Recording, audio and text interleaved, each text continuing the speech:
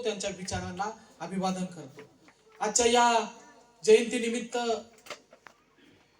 उपस्थित असलेले या विचार मंचावर माझे सर्व सन्माननीय साथीदार, ज्यामध्ये प्रामुख्यानं आपल्या या विधानसभा मतदारसंघाचे सन्माननीय लोकप्रिय आमदार, आमचे बंधू, आमचे मित्र जितेश भाऊ या ठिकाणी उपस्थित आहेत.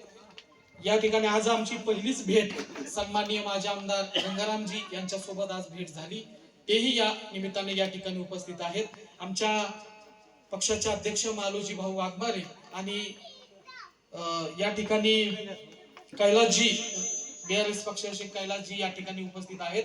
किशोरजी कवडीकर, भारतीताई जांभळे, खूप सारे लोक या निमित्तानं या ठिकाणी उपस्थित आहेत आणि वेळ खूप आहे आणि मी कमी वेळामध्ये ही नावं घेतोय. कोणाचं नाव राहील आपण समजून घेतलं पाहिजे. तुमच्या सगळ्यांच्यासाठी हा एक कार्यक्रम आहे आणि तुम्ही त्याचं अत्यंत नेटकं नियोजन लावले. पण मी गेल्या 2 महिन्यापासून कार्यक्रमामध्ये आहे आणि तुम्ही जशी वाट पाहत होता तशीच पुढच्या गावचे लोक वाट पाहत आहेत आणि सगळ्या शिव्या आम्हालाच घ्यावं लागतं की अरे तुम्हाला माहिती आहे लोक कसे असतात. त्याच्यामुळं मला वाटतं की आजच्या या प्रसंगी या गावच्या सन्माननीय सरपंच अत्यंत छान त्यांनी आपलं मत मांडलं. अशा सन्माननीय सरपंच जयश्रीताई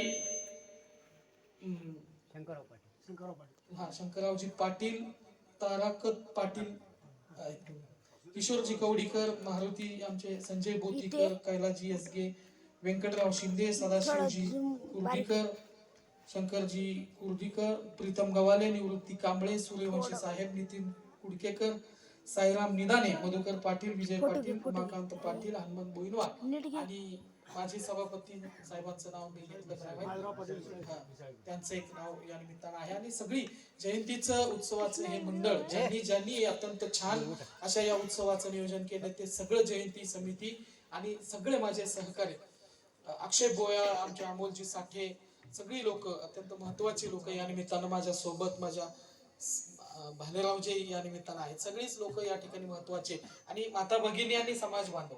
आज मी कमी वेळामध्ये अत्यंत महत्वाच्या विषयाच्या अनुषंगाने तुम्हाला बोलतोय. मी पहिल्यांदा हे स्पष्ट करतो की जसं तुमचं गाव आहे तसाच माझा भारत देश व्हायला पाहिजे, ही माझी प्रामाणिक हीच भावना अण्णा भाऊंची ही भावना होती. जसं तुमच्या गावामधलं बंधुत्व आहे, जशी तुमच्या गावामध्ये समानता आहे, ही बंधुत्व, ही समानता, हे प्रेम, हे वैभव अण्णा भाऊंना या देशामध्ये अपेक्षित होतं. आणि म्हणून वेगवेगळ्या गावामध्ये, वेगवेगळ्या शहरामध्ये मला वेगवेगळे लोक भेटतात, वेगवेगळे अनुभव येतात आणि म्हणून मला काही ठिकाणी नेमकं कोणत्या स्वरूपातलं भाषण करावं असे अनेक प्रश्न असतात. पण अशा काही गावामध्ये जे इतकं बंधुत्व आहे, इतकं समतावादी गाव मला या निमित्तानं या ठिकाणी पाहायला मिळतात, त्या ठिकाणी निश्चित आनंद होतो. आणि मग देंगलूर मधलं हे जे गाव आहे असाच कधी देश होणार, ही भावना अण्णा भाऊंची आणि त्यांचा वारसदार म्हणून माझी मानवानं मी निश्चित या निमित्तानं सांगेन की अण्णाभाऊ साठेंच्या इतिहासाच्या अनुषंगानं जयंतीच्या निमित्तानं चर्चा होणं फार महत्वाचं आहे. म्हणजे का मी हे सगळं सांगतोय की आपल्याला आपल्या राष्ट्रपुरुषांची, महापुरुषांची ओळख होणं हे अत्यंत गरजेचं आहे. जोपर्यंत आपल्या महापुरुषांचा संदेश, त्यांनी दिलेला विचार हा आपल्या मेंदूमध्ये जोपर्यंत येत नाही तोपर्यंत आपली दिशा, लढण्याची दिशा निश्चित होणार नाही.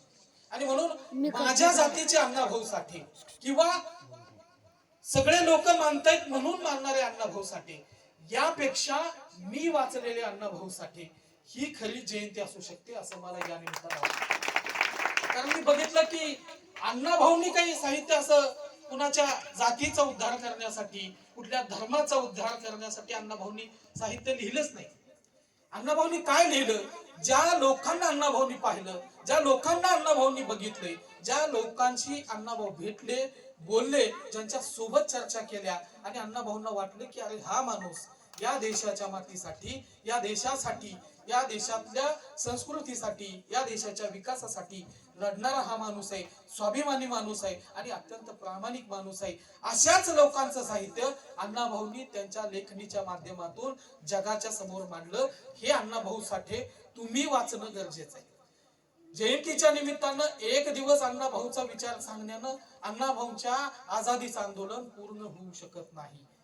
म्हणजे तुम्ही या सभा मंडपातून बाहेर गेल्यानं अण्णाभाऊ ची जयंती साजरी झाली असं कधीच होऊ शकत नाही.